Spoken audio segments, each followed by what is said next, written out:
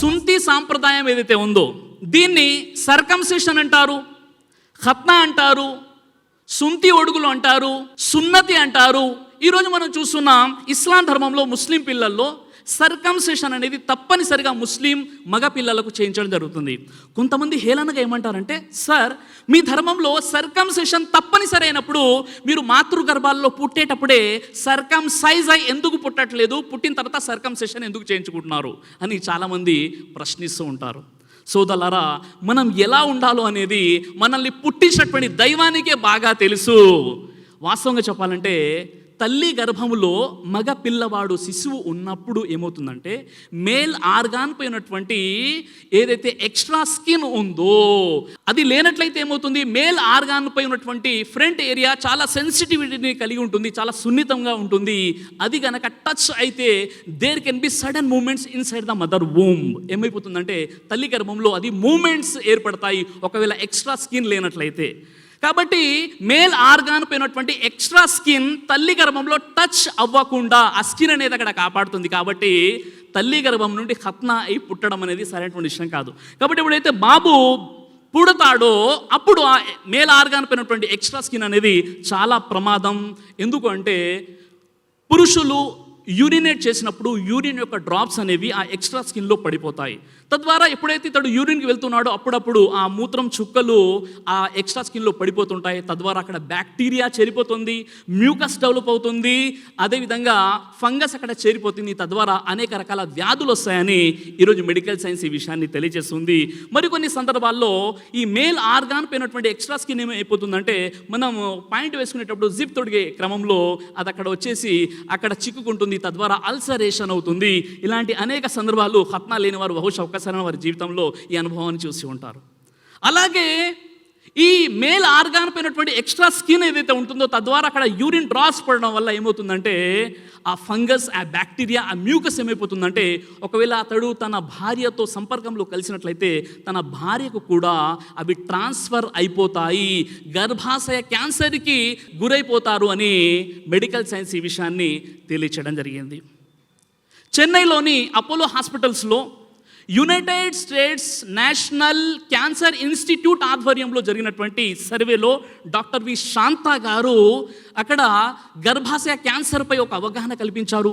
వీస్తుపోయేటటువంటి చాలా ఆశ్చర్యకరమైన విషయాలు తెలియజేశారు. అదేంటంటే ముస్లిం మహిళలకు గర్భాశయ క్యాన్సర్లు చాలా తక్కువ.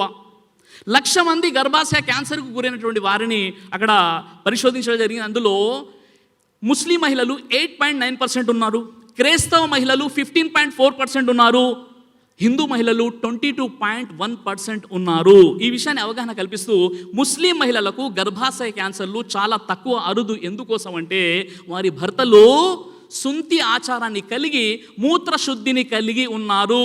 ఈ గర్భాశయ క్యాన్సర్కి ప్రధాన కారణం లైంగిక సంపర్కం ద్వారా వ్యాపించేటటువంటి వైరస్. దీని కారణంగా మహిళలకు గర్భాశయ క్యాన్సర్లు వస్తున్నాయి. ముస్లిం పురుషులు సుంతి చేసుకోవడం ద్వారా ముస్లిం మహిళలకు గర్భాశయ క్యాన్సర్లు చాలా తక్కువ ఉన్నాయి. మన భారతదేశంలో ప్రతి సంవత్సరం 73,000 మంది మహిళలు గర్భాశయ క్యాన్సర్తో చనిపోతున్నారు. ప్రపంచవ్యాప్తంగా 2,75,000 మంది చనిపోతున్నారు. ప్రతి సంవత్సరం 5 లక్షల కొత్త కేసెస్ నమోదు అవుతున్నాయి ఈ గర్భాశయ క్యాన్సర్లు. అల్హమ్దులిల్లా, అల్లా మాత్రమే స్తుతింపదగినవాడు. ముస్లిం మహిళలకు గర్భాశయ క్యాన్సర్లు ఎందుకు తక్కువ ఉన్నాయంటే ముస్లిం పురుషులు సుంతి ఖత్తా చేసుకుంటున్నారు. మూత్రశుద్ధి అనేటటువంటి ఆచారాన్ని మూత్రం పోసినప్పుడు వాళ్ళు నీళ్లతో కడుక్కుంటారు. ఇది సృష్టికర్త అయినటువంటి దైవం తరపు నుండి ఒక అనుగ్రహం అని మనం చెప్పుకోవాలి. సోదర మహాశయులారా, చూడండి, 1987 బ్రిటిష్ మెడికల్ జర్నల్, చాలా ఫేమస్ మెడికల్ జర్నల్ ఇది. ఇందులో చెప్పబడినటువంటి విషయాలు ఏమిటంటే ముస్లిం దేశాలలో ముస్లిం పురుషులలో ఆర్గాన్ క్యాన్సర్ అంటే పురుషాంగ క్యాన్సర్, పెన్నిస్ క్యాన్సర్ అనేది చాలా తక్కువ. వారి భార్యలకు గర్భాశయ క్యాన్సర్లు కూడా సోకేటటువంటి ప్రమాదం కూడా చాలా అరుదు అని చెప్పారు. ఎందుకంటే వారు సుంతి ఆచారం ఖత్నా చేసుకొని ఉంటారు. అదేవిధంగా ఎస్టిడి, సెక్సువల్లీ ట్రాన్స్మిటెడ్ డిసీజెస్ కూడా ముస్లింలకు చాలా తక్కువ. ఎందుకంటే వారు ఖత్నా చేసుకొని ఉంటారని సైన్స్ పరిశోధన ఈ విషయాన్ని తెలియజేస్తుంది. అల్లాహు అక్బర్. ఈ సుంతి అనేది, ఖత్నా అనేది బైబిల్లో మీకు కనిపిస్తుంది. బైబిల్లోని book of Genesis chapter number 17 verse number 10-17 అంటే ఆది కాండంలోని 17 వచనాల్లో మీలోని ప్రతి పురుషుడు సుంతి కలిగి ఉండవలెను, మీలో 8 రోజుల వయసు ఉన్నటువంటి ప్రతి మగవాడు సుంతి చేసుకోవలెను. మీ శరీరమందు ఈ సుంతి అనేది నిత్య నిబంధనగా ఉండాలి.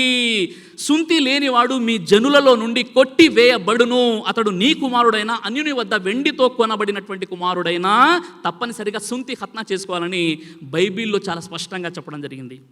బైబిల్లో gospel of Luke chapter number 2 verse number 21, లూకాస్ వార్త 2:21 వచనంలో జీసస్ క్రైస్ట్ యేసుక్రీస్తు వారికి 8వ రోజు ఖత్నా చేయడం జరిగింది, సున్నతి చేయడం జరిగింది.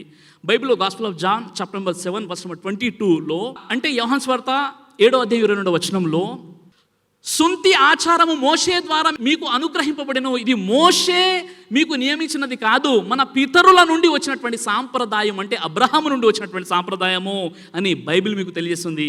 బైబిల్లో book of Acts chapter number 7 verse number 8, అపోస్తుల కార్యములు 7:8 వచనంలో ఇస్సాకుకి అక్కడ సుంతి చేయించడం జరిగింది. ఇస్సాకు అలైహిస్సలాం వారికి సుంతి ఖత్నా చేయించడం జరిగిందని బైబిల్ విషయం తెలుస్తుంది. ఇదే విషయాన్ని సహీ బుఖారిలోని అబూ హురైరా రదియల్లాహు అన్హు వారి ఉల్లేఖన ప్రకారంగా ప్రవక్త ముహమ్మద్ సల్లల్లాహు అలైహి వసల్లం ఆదేశించారు, మీరు సుంతి ఆచారాన్ని కలిగి ఉండండి, సున్నతి చేసుకోండి, ఖత్నా చేసుకోండి అని ప్రవక్త వారు తెలియజేశారు. తబ్రానీలోని ఉన్నటువంటి ఒక హదీస్ ఏంటంటే, ప్రవక్త ముహమ్మద్ సల్లల్లాహు అలైహి వసల్లం వారి యొక్క మనబలైనటువంటి ఇమాం హసన్ మరియు హుస్సేన్ వారికి 7వ రోజు ముహమ్మద్ సల్లల్లాహు అలైహి వసల్లం వారు ఖత్నా చేయించారు. బుఖారిలోని అబూ హురైరా వారి ఉల్లేఖనం ప్రకారంగా ఇబ్రాహీం అలైహిస్సలాం వారికి సుంతి ఖత్నా చేసుకోండి అని ఆదేశం వచ్చినప్పుడు ఆయన వయసు 80 సంవత్సరాలు. అల్లాహు అక్బర్. 80 సంవత్సరాల వయసులో ఇబ్రాహీం అలైహిస్సలాం వారు గొడ్డలితో స్వతహాగా ఆయనే ఖత్నా చేసుకున్నారు. ఈ రోజులో అయితే అనేక టెక్నాలజీలు మనకు వచ్చేసాయి. ఒక చిన్న ఎనస్థీసియా ఇచ్చేసి వారు సర్కంసెషన్ చేస్తున్నారు, కేవలం 3-4 డేస్లో క్యూర్ అయిపోతున్నారు, పిల్లలకు రింగ్ తొడిగిస్తున్నారు. చాలా టెక్నాలజీలు అనేవి ఈరోజు మనకు కనిపిస్తున్నాయి. కానీ ముస్లిమేతరులో ఉన్నటువంటి ఒక పెద్ద అపోహ ఏంటంటే, ముస్లింలు కలిగి ఉన్నటువంటి ఈ యొక్క విశ్వాసం కారణంగా ముస్లిమేతరులో చాలా అపోహలు ఉన్నాయి. అదేంటంటే, కర్ణాటకలో ఒక వ్యక్తి ఇస్లాం స్వీకరించాడు, 60 సంవత్సరాలు, నమాజులు చదువుతున్నాడు. ఎవరో చెప్పారంట, సార్ మీరు ఖత్నా చేసుకోలేదు కాబట్టి మీ నమాజ్ ఎలా అవుతుందంటే, నాకు ఈ ఖత్నా ఈ వయసులో నేను చేయించుకోలేను బాబు, కాబట్టి నేను నమాజ్కే రాననేసి ఆయన తన ఆ ధర్మం నుండి వైదొలిగిపోవడం జరిగింది. ఇస్లాం ధర్మంలో ఖత్నా అనేది హైలీ రికమెండెడ్ సున్నత్, కానీ తప్పనిసరి ఫరజ్ కాదు. స్వర్గంలో వెళ్ళడానికి ఖత్నా తప్పనిసరి కాదు, పెళ్లి చేసుకోవడానికి ఖత్నా తప్పనిసరి కాదు. ఖత్నా చేసుకుంటే చాలా మంచిది, సైంటిఫిక్గా మీకే లాభాలు ఉన్నాయి. కొంతమంది ఏమంటారంటే, మీ ధర్మం ఏం ధర్మం అండి బాబు, ధర్మంలోకి రాగానే ముందు కిందిది కట్ చేస్తారు, ధర్మం నుండి వెళ్తానంటే పైది కట్ చేస్తారు, అంటే తల కట్ చేస్తారు ముర్తదైపోతే అని ఈ విధంగా భయపెడుతున్నారు. అలా కాదు. ఇస్లాం ధర్మంలో సున్నత్ ఖత్నా అనేది సున్నత్ చేసుకుంటే చాలా మంచిది, కానీ వయసు పైబడినటువంటి వారు భయపడితే ఆ విధంగా భయపెట్టి ధర్మానికి దూరం చేయకూడదు. ఈ విషయాన్ని ముందుగా మనం గుర్తించాలి. దైవ ప్రవక్త ముహమ్మద్ సల్లల్లాహు అలైహి వసల్లం వారు తెలియజేశారు, కడుపుకు సంబంధించినటువంటి అన్ని రకాల వ్యాధులకు అద్భుతమైనటువంటి ఔషధం తల్బీనా. ఇది దైవ ప్రవక్త వారి సున్నత్, మంచి ఆహారం, ఇమ్యూనిటీ బూస్టర్, ఇందులో షిఫా ఉంది. ఇది మంచి ఔషధంగా కూడా పనిచేస్తుంది. కాబట్టి పిల్లలు అయినా పెద్దలు అయినా ఎవరైనా దీనిని ఉపయోగించవచ్చు. అలాగే ఖురాన్లో దైవం తెలియజేశాడు, తేనెలో మీకు స్వస్థత ఉంది అని. కాబట్టి స్వచ్ఛమైనటువంటి ఫారెస్ట్ హనీ కోసం మీరు సంప్రదించండి. అలాగే పురుషుల కోసం ప్రత్యేకంగా తయారు చేయబడినటువంటి షాహీ హల్వా, ఇది లైంగిక సమస్యలను దూరం చేసి శృంగార సామర్థ్యాన్ని పెంచుతుంది, మీ దాంపత్య జీవితంలో మంచి అనుభూతినిస్తుంది. ఇందులో ఎలాంటి సైడ్ ఎఫెక్ట్స్ లేవు. ఇది కంప్లీట్గా హెర్బల్ ప్రొడక్ట్స్తో తయారు చేయబడినటువంటిది. కాబట్టి స్క్రీన్పై కనిపిస్తున్నటువంటి ఈ నెంబర్స్కి కాల్ చేసి మీరు ఇప్పుడే ఈ ప్రొడక్ట్స్ని ఆర్డర్ చేసుకోవచ్చు. కొరియర్ ఫెసిలిటీ కూడా ఉంది. ఆలస్యం ఎందుకు, వెంటనే ఆర్డర్ చేయండి.